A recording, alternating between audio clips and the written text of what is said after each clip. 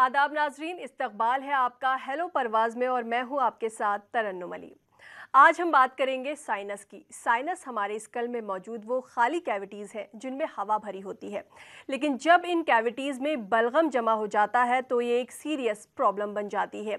इसमें नाक की हड्डी बढ़ जाती है, धूल, धुआं, ठंड, कफ और सिर दर्द, ये सभी चीज़ें मिलकर परेशान करती हैं। ये एक आम बीमारी है, लेकिन वक्त पर इसका इलाज होना बेहद ज़रूरी है। तो आज बात होगी साइनस की, और इस पर बात करने के लिए हमारे साथ स्टूडियो में मौजूद है ईएनटी स्पेशलिस्ट और रोबोटिक सर्जन डॉक्टर कल्पना नागपाल। इस्तकबाल है आपका हमारे इस प्रोग्राम में। शुक्रिया। नाजरीन, आप भी हमारे इस प्रोग्राम में शामिल हो सकते हैं। अगर आपको भी साइनस है या इससे जुड़ा कोई सवाल आपको हमसे पूछना है तो आप हमें कॉल कर सकते हैं। हमारे नंबर्स आपके टीवी स्क्रीन पर लगातार फ्लैश हो रहे हैं। हमारे नंबर्स है 0120258811 और दूसरा नंबर है 9205287347। आप हमें कॉल कर सकते हैं और साइनस से जुड़े सवाल हमसे पूछ सकते हैं। हमें इंतज़ार है आपके सवालों का। डॉक्टर कल्पना, सबसे पहले ये बताइए कि साइनस आखिर होता क्या है? जी, आपने सही कहा कि ये साइनस बीमारी बहुत आम है जी। एंड बहुत लोग पीड़ित हैं। हमारे अक्सर रोज़ ओपीडी पेशेंट्स में 80% लोग यही साइनस की तकलीफ़ से आते हैं। ये साइनस होता ये है कि कुछ, जैसे आपने कहा है, खाली जगह होते हैं खोपड़ी के अंदर। ये ऊपर वाले ने इसीलिए बनाया कि सर को हल्का रखने के लिए, और इसमें हवा भरा रहता है नॉर्मली। लेकिन जब बीमारी होती है तो ये साइनस के अंदर बलगम जमा जाता है। ये जमने के वजह से मरीज़ को सिर दर्द या सिर भारीपन, नाक बंद या सूंघने की शक्ति कम हो जाना या पीला बलगम आना, ये सब आम सिम्टम्स होते हैं। और ये होता क्या है, साइनोसाइटिस, ये साइनसेस जो होते हैं नॉर्मली नाक के अंदर ड्रेन करते हैं, जैसे इनके ट्यूब्स होते हैं, और ये साइनस के ड्रेनेज सिस्टम के वजह से नाक के अंदर खुल जाता है, और नॉर्मली ये सिर्फ हवा से कनेक्टेड है। सो जो हम सांस लेते हैं नाक के दौरान, यही सांस का रास्ता साइनस के अंदर पहुंचता है। और ये साइनसेस बहुत सारे होते हैं सिर के अंदर, माथे में भी होते हैं, साइड में भी होते हैं, और जब ये ड्रेनेज सिस्टम बंद हो जाता है तब साइनस की तकलीफ होती है, शुरू हो जाती है। डॉक्टर कल्पना, एक कॉलर हमारे साथ दिल्ली से है, रियाज। हेलो। हेलो। जी रियाज साहब, क्या सवाल है आपका? हाँ, मुझे डॉक्टर साहिबा से बात करनी है। मैं साइनस पेशेंट हूँ। जी। डॉक्टर साहब आदाब। मैं दिल्ली से बोल रहा हूँ। अब से 2 साल पहले, 3 साल पहले मुझे प्रॉब्लम शुरू हुई थी कि अचानक से राइट हैंड साइड जो है नाक और सर की तरफ भारीपन महसूस हुआ। तो मैं ऑट्रिविन या इस तरह की जो है नोजल्स यूज करने लगा। बाद में फिर प्रॉब्लम बढ़ी तो स्टीम भी लेने लगा। फिर बाद में मैंने लेडी हार्डिंग जो हॉस्पिटल है वहाँ दिखाया। तो उन्होंने मुझसे कहा कि सिटी स्कैन करा के लाई। सिटी स्कैन जब मैं करा के ले गया तो डॉक्टर ने मुझे बताया, ईएनटी जो डिपार्टमेंट के हेड थे, कि आपकी नाक की हड्डी बढ़ी हुई है, उसका ऑपरेशन करना होगा। वो ऑपरेशन मेरा 2 साल पहले दिसंबर में 1 दिसंबर को हुआ था। 1-2 दिन तो मुझे ठीक लगा, लेकिन उसके बाद वो प्रॉब्लम जो थी वो एज इट इज रही। और प्रेजेंट कंडीशन ये है कि मैं रात को सो नहीं पाता 3-4 घंटे से ज्यादा। उसके अलावा सर में लगातार दर्द, कान में दर्द, राइट हैंड साइड दांतों में दर्द, और बेचैनी इस कदर होती है कि मैं एक जगह बैठ नहीं सकता। अगर मैं बैठूंगा तो मैं चक्कर आने लगते हैं, इसलिए मैं थोड़ा चलता हूँ। मैं अब लगातार सुबह और रात को खोलते हुए पानी से स्टीम लेता हूँ, और स्टीम लेने के बाद भी सिर्फ इस काबिल हो पाता हूँ कि मैं थोड़ा सा चीज़ों को कंसंट्रेट कर सकूँ, वरना भूलने की सी भी बीमारी हो गई है। और एक चीज़ और इसमें कि मतलब लगातार भारीपन रहता है, लगातार भारीपन रहता है मेरे। ये अफसोस है कि आपका इलाज मतलब हो सकता सही ढंग से नहीं हुआ है, क्योंकि आपको राहत नहीं मिला है। सही इलाज से हर साइनस का मरीज़ को पूरी तरह राहत मिल सकता है। इस हर साइनस मरीज़ का पहले हिस्ट्री मतलब आपसे समझ लेना चाहिए। जैसे आपके केस में आप कह रहे हो भूलने की भी बीमारी हो गई, थकान भी हो गई, और रात को भी कम सो रहे हैं 3-4 घंटे, तो हो सकता आपको साथ साथ स्लीप एपनिया भी हो। इसका मतलब पूरा ऑक्सीजन रात को नहीं मिल रहा है। 2 कारण हो सकते हैं कि आपका नाक अभी तक बंद है। हो सकता है आपने ऑट्रिविन की इस्तेमाल बहुत ज़्यादा किया हो। ऑट्रिविन बहुत आम तौर से लोग इस्तेमाल करते हैं, उससे तुरंत राहत मिलता है, लेकिन उसके साथ साइड इफ़ेक्ट्स बहुत होता है। नाक बंद का प्रॉब्लम बढ़ता चला जाएगा। तो एक तो ऑट्रिविन यूसेज के कारण ये हो सकता है। दूसरा, आपका नाक की हड्डी हो सकता है सही तरीके से नहीं किया। हम लोग एंडोस्कोपिक तरीके से करते हैं, एंडोस्कोपिक सेप्टोप्लास्टी कहते हैं इसको। पूरी तरह आगे से पीछे तक हम अच्छे से सीधा कर देते। सो ये आप एक बार आ जाएं और आपका जांच कर लेते हैं दूरबीन से, और फिर आपका इलाज हमेशा के लिए सही हो सकता है। जी, एक और कॉलर हमारे साथ जुड़े हैं बिहार से। हेलो। हेलो। हेलो जी, कौन साहब बात कर रहे हैं? तौसीफ हाशमी बोल रहा हूँ, बिहार भागलपुर से। जी, सवाल बताएं। मैडम, एक्चुअली साइनस का ही मुझे प्रॉब्लम है। अभी मैं होम्योपैथिक दवाई भी ले रहा हूँ जी। मैं। वो सर में दर्द सा अभी कुछ दिन 10-15 दिन पहले क्या हुआ ना कि अचानक से सर में दर्द होने लगा मेरे, किसी भी एक साइड में जी। और बहुत तेज दर्द होता था वो 10 से 15 सेकंड के लिए। ठीक है जी। तो फिर मैंने होम्योपैथिक दवाई ली तो अभी कुछ ऐसा मुझे फायदा नजर नहीं आया, लेकिन सर का दर्द कम है और हर टाइम मुझे ना ऐसे से करना पड़ता, नाक मतलब ऐसे से करना होता है। तो थोड़ा सा बताएं क्या क्या प्रॉब्लम हो रही है, जी, किस डॉक्टर तरह से कल्पना ठीक हो पाएगा। ये क्या कर सकते और हैं? इसकी वजह से आंख में भी जलन रहती है मेरे, ऐसा लगता है अच्छा। आंख में जलन हो रही है। जी, अच्छा, मैं समझती हूँ कि एलोपैथी इलाज होम्योपैथी से ज़्यादा अच्छा होगा, इसीलिए कि हम अंदर जान लेते हैं नाक के अंदर कि क्या समस्या है, कि हड्डी तिरछी है या कोई पॉलिप्स बड़े हैं। जैसे आप कह रहे हो नाक हर समय ऐसे आवाज़ करना पड़ता है, मतलब इसको स्टफीनेस कहते हैं। तो अंदर का रास्ते में पैसेज में कुछ हो सकता है कि ऑब्स्ट्रक्ट कर रहा है, मतलब रास्ता रोक रहा है। तो इसको जांच लेते हैं पहले एंड इसका इलाज पूरा हो सकता है। लेकिन जिस तरह से आप कह रहे हो कि 10 सेकेंड 15 सेकेंड ही रहता है और एक तरफ ही रहता है, ये थोड़ा साइनस के खिलाफ जाता है। फिर भी आप ज़रूर हमारे पास आ सकते हैं या अच्छे ENT या स्पेशलिस्ट के पास जा कर के पहले कंफर्म हो सकता है कि ये साइनस के वजह से दर्द या कोई और वजह से है। जैसे हम लोग आउट पेशेंट में ही बैठ करके एक सिंटा स्टडी करते हैं, सेलेक्टिव इंट्रानेसल टॉपिकल एनेस्थीसिया। इससे हमें पता चलता है कि सर दर्द अगर उस समय हो और इस टेस्ट के दौरान सर दर्द में असर हो जाए तो हमें पता चल जाता है ये साइनस के वजह से है या नहीं। जी, डॉक्टर कल्पना, आपने हमें बताया कि साइनस होता क्या है। अगर मैं ये पूछूं कि ये किन वजहों से होता है तो उसकी क्या क्या वजह है? जी, हमारे देश में खासकर दिल्ली में और दिल्ली के आसपास प्रदूषण की वजह से भी है। यहाँ पर प्रदूषण के लेवल्स बहुत ज़्यादा है। एलर्जी से या वायरल इन्फेक्शंस बहुत शुरू में सर्दी ज़ुकाम के तौर पे प्रेजेंट करता है। आम सर्दी ज़ुकाम से किसी को घबराना नहीं। सर्दी ज़ुकाम एक हफ्ते से ज़्यादा या 10 दिन से ज़्यादा तब ज़रूर जांच ले लेना चाहिए। खासकर अगर 3-4 हफ्ते तक मरीज़ परेशान है सर दर्द से या नाक बंद से या ज़ुकाम सा जैसे बना हुआ पीला बलगम से, इन चीज़ों से अगर 3-4 हफ्ते तक मरीज़ परेशान है तो इसका मतलब साइनोसाइटिस हो गया है। साइनोसाइटिस आम इंसान साइनस कहता है। तो इसी चीज़ को अगर लंबे दौर पर रहा तो ज़रूर कंसल्टेशन कर लेना चाहिए। जी, जैसे डॉक्टर नागपाल, अभी एक कॉलर ने कहा था कि वो ऑट्रिविन यूज़ करते हैं, तो बहुत सारे जो साइनस के मरीज़ हैं वो इसका इस्तेमाल करते हैं, तो क्या ये सही है इस्तेमाल करना या फिर इसके कोई साइड इफ़ेक्ट्स हैं?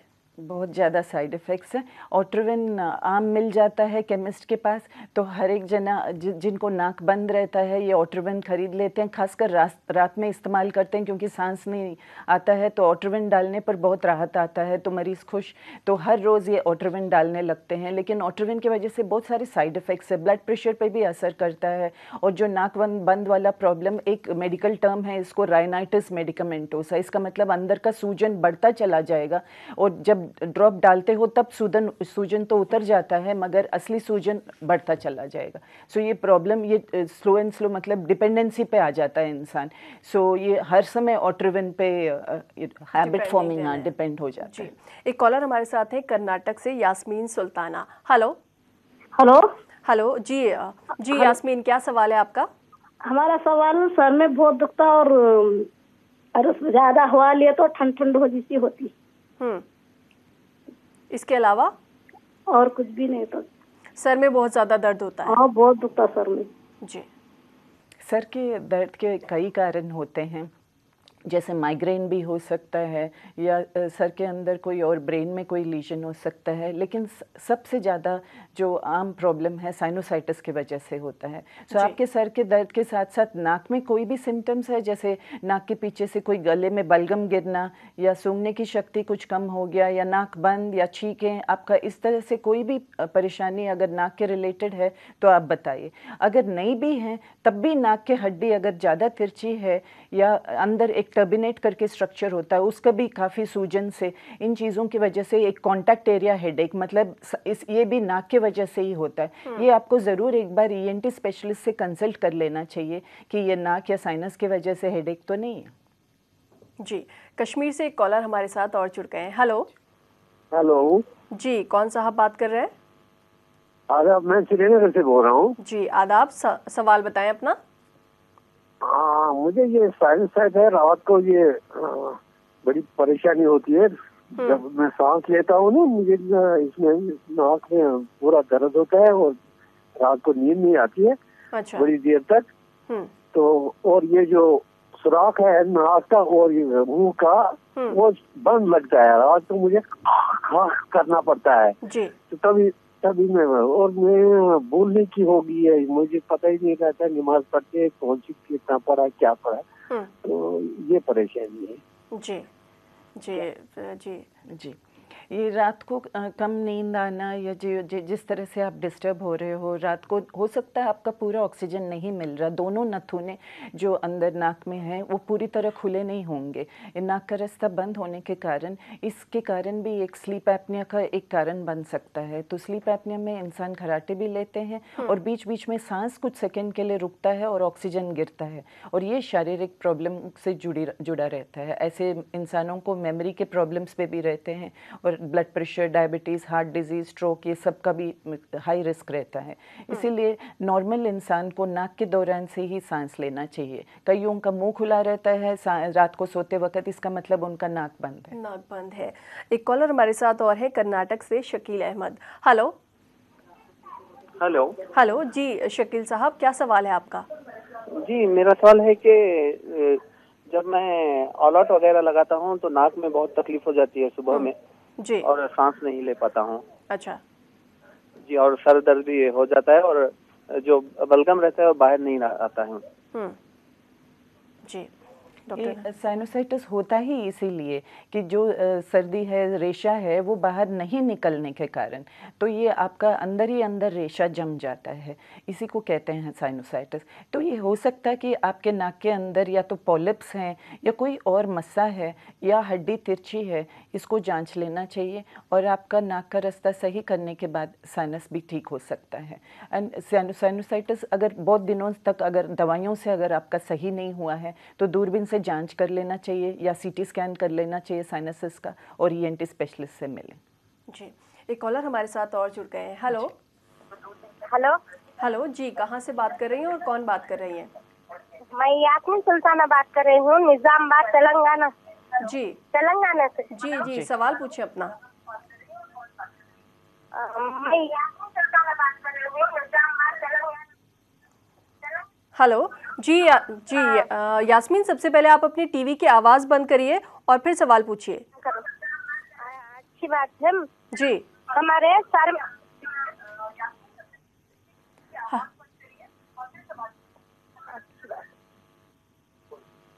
हेलो जी, यास्मीन, सवाल पूछिए।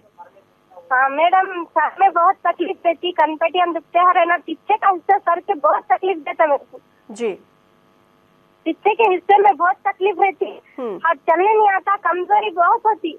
अच्छा, तो क्या आपकी आंखों में भी दर्द होता है या नाक में नाक बंद रहती है? आंखें में अंगार होती है और जिस टाइम बात करने में कोई बात सुनाई नहीं देती, बहुत तकलीफ महसूस होती। जी। हाँ, नाक बंद रहती मैडम। जी जी, ठीक है यास्मीन, आपके सवाल का जवाब हम देंगे। साइनस के पीड़ित मरीज़ को बहुत दर्द होता है, खासकर दोपहर बाद उनका दर्द बढ़ सकता है, और झुकने पर ये सिर दर्द बहुत ही तेज़ होता है। तो ऐसे लोगों को साइनोसाइटिस के ट्रीटमेंट, जैसे हम लोग खासकर शुरू में मेडिकल ट्रीटमेंट ही देते हैं, ज़्यादातर इंसान मेडिकल ट्रीटमेंट से ठीक हो जाते हैं। तो और वो ये भी कह रहे थे कि साइनोसाइटिस मतलब उनको साथ साथ शरीर में भी कमज़ोरीपन महसूस होता है, और ये साइनस पीड़ित मरीज़ों को ये शरीर में अक्सर हमेशा बुखार जैसा लगता है और कमज़ोरीपन महसूस होता है, क्योंकि अंदर या तो बैक्टीरियल इन्फेक्शन हो सकता है या फंगल इन्फेक्शन हो सकता है, तो ये इन्फेक्शन की वजह से कमज़ोरीपन महसूस होता है। सो सही इलाज होने पर इनका पूरा राहत हो सकता है। जी डॉक्टर कल्पना, ये जो साइनस है, क्या ये कुछ और बीमारी, अगर हम इसे नज़रअंदाज कर दें तो क्या ये कुछ और बीमारियों को भी दावत देता है? बिल्कुल।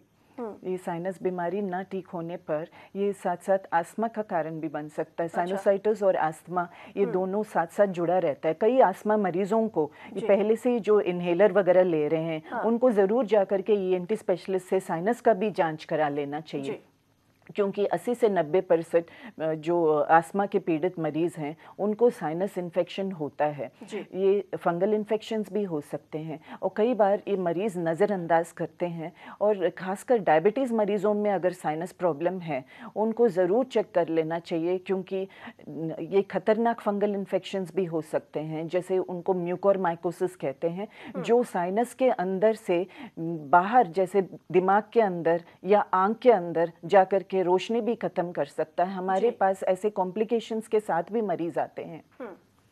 दिल्ली से हमारे साथ एक कॉलर है, अजहर। हेलो। हेलो। हेलो जी अजहर, क्या सवाल है आपका? ये सवाल है, ये सोते टाइम से स्नोरिंग मुझे बहुत होती है। उसमें 2 से 30 फीट से होती है कि मेरी सांस रुक जाती है, आँख खुल जाती है मेरी। जी, तो ये इसका समाधान क्या है? जी जरूर। ये जी जी, ये जो आपको रात को बीच बीच में आंख खुल जाना, मतलब आपका उम्र कोई खास ज़्यादा नहीं होगा, ये जो आंख इसीलिए खुल जाती है, नींद खुलने का कारण इसको कहते हैं एपनिया। एपनिया का मतलब कुछ सेकंड के लिए सांस रुक जाता है और उसी समय ब्रेन को स्टिमुलेशन मिलता है, मतलब ब्रेन को घंटी जाती है कि इंसान को सांस रुक गया, तो उस स्टिमुलेशन के वजह से फिर आराम से सांस आता है। लेकिन ये जो नींद ब्रेक होता है ना, ये ऑक्सीजन गिरने के कारण होता है। और ऑक्सीजन किस लिए गिर रहा है? ये स्लीप एपनिया। और स्लीप एपनिया किस लिए हो रहा है? कि रास्ते में रुकावट, ये रास्ते में जो अपर एयरवे कहते हैं, मतलब जो सांस का रास्ता चाहे नाक में या गले में, रुकावट के वजह से होता है। इसको ज़रूर जांच लेना चाहिए, क्योंकि स्लीप एपनिया एक खतरनाक बीमारी है। एक कॉलर हमारे साथ है हैदराबाद से। हेलो। हेलो, अस्सलाम वालेकुम डॉक्टर। जी वालेकुम सलाम, सवाल बताएं। जी मैं तेलंगाना हैदराबाद से बात कर रही हूँ। मुझे नींद से उठने के बाद एटलीस्ट नियरली आते हैं और वो खत्म ही नहीं होते हैं। और कुछ भी ठंडा खाने के बाद, कुछ भी या आइसक्रीम कुछ भी खाने के बाद छींकें खत्म ही नहीं होती है। और मुझे हमारे डॉक्टर ने फ्लोमिस ड्रॉप और डेस्लेट टैबलेट रिकमेंड किया है। मतलब हमेशा मुझे ये लेना चाहिए या फिर ये एलर्जी है या साइनस है? आई डोंट नो क्या है एग्जैक्टली। जी ठीक है। ये कुछ लोग अपना इलाज भी कर लेते हैं। ऐसा है कि चाहे फ्लोमिस्ट भी अगर स्प्रे ले रहे हैं, आपने कितने समय तक लिया है, इसका असर कम से कम 10 दिन के बाद शुरू होता है। तो जब भी ऐसे कोई पीड़ित मरीज़ है, जैसे छींकों से या रेशे से परेशान, ये फ्लोमिस्ट का स्प्रे कम से कम 1 महीना चलना चाहिए, और उसके बाद देखिए असर हो रहा है या नहीं। और तब भी लेने से पहले भी डॉक्टर को दिखाना चाहिए और 4 हफ्ते लेने के बाद भी दिखाना चाहिए, और क्योंकि सही इलाज चल रहा है नहीं। और दूसरी बात है, ये जो एंटी एलर्जिक टैबलेट्स ले रहे हैं वो लगातार लेना अच्छी बात नहीं है। उसका साइड इफ़ेक्ट्स होते हैं, बलगम गाढ़ा हो जाता है और जम भी जाता है, तो इसीलिए लगातार एंटी एलर्जिक्स नहीं लेना चाहिए। जी, और इस दौरान एक कॉलर हमारे साथ और जुड़ गए। हेलो। हेलो। हेलो जी, कहाँ से बात कर रहे हैं? जी मैं महराज बोल रहा हूँ। जी सवाल बताएं। जी मेरी बेटी 1 साल की है, उसको शाम को ना नोज बंद हो जाती है, फिर सवेरे भी खांसी आती है, रात को भी खांसी आती है। तो क्या प्रिकॉशन है कि मैं अपनी बेटी को इस चीजों से दूर रखूं? जी जी, इतनी छोटी बच्ची है तो इनमें सिर्फ सेलाइन नेजल ड्रॉप्स यूज़ करते हैं, मतलब नमक का पानी जैसा ड्रॉप्स मिलता है, जैसे नेजो क्लियर ड्रॉप्स कहते हैं इसको, और ये काफ़ी होता है छोटे बच्चों में। अगर खांसी 1 हफ्ते से ज़्यादा है फिर तो या तो पीडियाट्रिक्स डॉक्टर को दिखाना चाहिए या ईएनटी स्पेशलिस्ट को दिखाना चाहिए, क्योंकि अंदर कोई एलर्जी हो सकता है। लेकिन आम तौर पर नेज़ोक्लियर से ज़्यादा और कुछ ज़रूरत नहीं पड़ना चाहिए। अगर कुछ खास बीमारी है तो फिर स्पेशलिस्ट बता देंगे। जी, एक और कॉलर हमारे साथ हैं, बड़ी देर से इंतज़ार कर रहे हैं हमारा। हेलो। अस्सलाम वालेकुम। जी वालेकुम सलाम, कहाँ से बात कर रही हैं? जिला कन्नौज से। जी सवाल बताएं, क्या सवाल है आपका? सवाल, मेरे सर में दर्द बहुत होता है, बैक पेन। इसके अलावा जिलापन हो गया। जी, इनके सिर, जी, और ये पीछे गर्दन में और पूरे सर में दर्द होने लगा। जी। सर दर्द के अलावा और कुछ बताया इन्होंने? सर दर्द काफ़ी ज़्यादा होता है, बैक तक बता रही हैं कि होता है। जी, अगर जैसे मैंने कहा पहले भी, सर दर्द कई कारणों की वजह से हो सकता है। अगर ये साइनस का कारण है तो आमतौर पर आउट पेशेंट में जाएं, अपने ENT डॉक्टर को दिखलाएं और अंदर नेज़ल एग्जामिनेशन करने के बाद हेडलाइट से, फिर उसके बाद हम लोग दूरबीन से देखते हैं और इससे पता चल जाता है ये साइनस बीमारी है, साइनस की वजह से ही सर दर्द है। अगर ज़रूरत पड़ने पर वो सिंटा स्टडी कर सकते हैं, जो पहले समझाया मैंने, नहीं तो और कोई इन्वेस्टिगेशन करके आपको उसी समय आउट पेशेंट में बता देंगे कि ये साइनस की वजह से है या नहीं, या न्यूरोलॉजिस्ट के पास कोई रेफरेंस देना है कि नहीं। जी, एक कॉलर हमारे साथ जुड़े हैं कश्मीर से। हेलो, जावेद सोबोर से, सोबोर कश्मीर। जी, सवाल बताएं। हाँ, मुझे अक्सर जुकाम रहता है, रंज रोज होता है हर में। एक दिन के अंदर मैं टेलीकास्ट एल खाता हूँ, वो डॉक्टर ने कहा और वो स्प्रे करता हूँ। तकरीबन 1-2 साल हो गए। जी, हाँ, 1-2 साल से प्रॉब्लम है। जी, जरा सवाल दोबारा समझाएं। 1-2 साल से सर दर्द है। जी, क्या आप अपना सवाल दोबारा दोहरा सकते हैं? हाँ, मुझे सिर्फ ये रनिंग रोज होता है, हर दिन वाला जुकाम होता है। जुकाम इन्हें ज्यादातर रहता है और छींक बहुत आती है। छींकें आती हैं। जी, इसके बहुत आधुनिक इलाज है, कई सारे अच्छी दवाइयाँ हैं, आपके छींकों का परेशानी ठीक कर सकते हैं। या तो ये एलर्जिक कारण हो सकता है, एलर्जिक राइनाइटिस कहते हैं, या फिर दूसरा कारण हो सकता है वेजोमोटर राइनाइटिस। इन दोनों के अलावा कभी कभी जैसे एक तरफ से अगर पानी ज़्यादा बहने लगे, खासकर झुकने पर, ये ब्रेन फ्लूइड भी लीक हो सकता है। इसको कहते हैं CSF राइनोरिया। कई मरीज आम सोच लेता है कि ये सिर्फ ज़ुकाम है, हालांकि वो ब्रेन फ्लूइड लीक हो रहा है। सो इसीलिए हमेशा ENT स्पेशलिस्ट के साथ कंसल्ट कर लेना चाहिए। आपका परेशानी से देखने में, सुनने में लगता है कि ये ठीक हो सकता है और ये एलर्जिक कारण की वजह से अंदर सूजन होगा और उसके वजह से आपके ये सिम्टम्स हैं। एक कॉलर है हमारे साथ बेंगलोर से। हेलो, लगता है किसी वजह से हमारा इनसे रब्ता नहीं हो पाया। डॉक्टर कल्पना, मुझे ये बताइए, कई बारी ना साइनस में डॉक्टर्स जो हैं वो सर्जरी भी रिकमेंड करते हैं, तो सर्जरी साइनस में कब करवानी चाहिए और ये सर्जरी कितनी बड़ी होती है? क्योंकि बहुत सारे लोग जो है वो सर्जरी के नाम से ही डर जाते हैं। जी, एक तो कुछ इंडिकेशंस, मतलब कुछ ही कारणों की वजह से सर्जरी तक पहुंचना चाहिए मरीज़ को। आमतौर पर मेडिकल ट्रीटमेंट से इलाज हो जाता है। अभी एक होता है फेल्ड मेडिकल थेरेपी, मतलब इंसान को पूरा मेडिकल ट्रीटमेंट मिल चुका है 4 से 6 हफ्ते तक, फिर भी राहत नहीं मिला है, तो ऐसे लोगों को CT स्कैन पर अगर हमें काफ़ी बीमारी नज़र आता है तो एंडोस्कोपिक साइनस सर्जरी से पूरा राहत मिलता है। एंडोस्कोपिक साइनस सर्जरी बहुत एडवांस हो गया है और कुछ सालों से काफ़ी ENT सर्जन्स इसी को प्रैक्टिस करते हैं और एंडोस्कोपिक साइनस सर्जरी से हमेशा के लिए बीमारी ठीक हो सकता है। ऐसे इंसानों में कुछ पॉलिप्स के वजह से भी बीमारी हो सकता है। सो पॉलिप्स अगर हैं तो उनको डेफिनेटली सर्जरी करना चाहिए। पॉलिप्स दोबारा आ सकते हैं, लेकिन कुछ कारणों के वजह से दोबारा सर्जरी के बाद नहीं आने का चांस है। अगर पॉलिप्स जड़ से पूरा ठीक निकाल दें एंडोस्कोपिक साइनस सर्जरी की वजह से, आजकल वीडियो असिस्टेड सर्जरीज होते हैं, मतलब वीडियो के देखते देखते रिकॉर्डिंग भी होता है, साथ साथ मरीज़ को डिस्क देते हैं और पूरा बीमारी साथ साथ क्लियर करते हैं। अलग अलग एंडोस्कोप्स यूज़ कर सकते हैं, 0 डिग्री, 30 डिग्री, 70 डिग्री, मतलब अलग अलग एंगल से जितने भी साइनसेस है पूरा विजन, मतलब देखते हुए एक्सेस बहुत अच्छा होता है और बीमारी पूरा निकल सकता है। और हमारे पास और भी नए नए तरीके हैं, जैसे कोएबलेशन सर्जरीज होते हैं, रोबोटिक सर्जरीज होते हैं। सो मरीज़ को लेकिन तभी ज़रूरत है अगर मेडिकल थेरेपी फेल हो गया, या फिर पॉलिप्स के कारण हो गया, या हड्डी बहुत तिरछी है और हमेशा नाक बंद रहता है, या फिर फंगल इन्फेक्शंस, जैसे मैंने पहले भी कहा है कि सीरियस फंगल इन्फेक्शंस हो सकते हैं, जो एलर्जिक फंगल साइनोसाइटिस या इन्वेजिव फंगल साइनोसाइटिस, ये कुछ मेडिकल टर्म्स है जो हम लोग डायग्नोस करते हैं जब, लेकिन इन कारणों में भी सर्जरी किया जाता है। जी, डॉक्टर कल्पना नागपाल, आप अपने इतने बिजी शेड्यूल में से यहाँ वक्त निकाल कर आई और हमारे तमाम कॉलर्स के सवालों के जवाब आपने दिए। आपका यहाँ आने के लिए बहुत बहुत शुक्रिया। शुक्रिया, मुझे भी बहुत अच्छा लगा। जी। तो नाजरीन, कल हेलो परवाज़ में हमारे साथ होंगी डॉक्टर अर्चना धवन बजाज, जो कि गायनेकोलॉजिस्ट हैं वो हमें बताएंगी प्रेगनेंसी में अस्थमा के बारे में। तो देखना मत भूलिएगा हेलो परवाज़। फिलहाल हमें दीजिए इजाज़त। आदाब।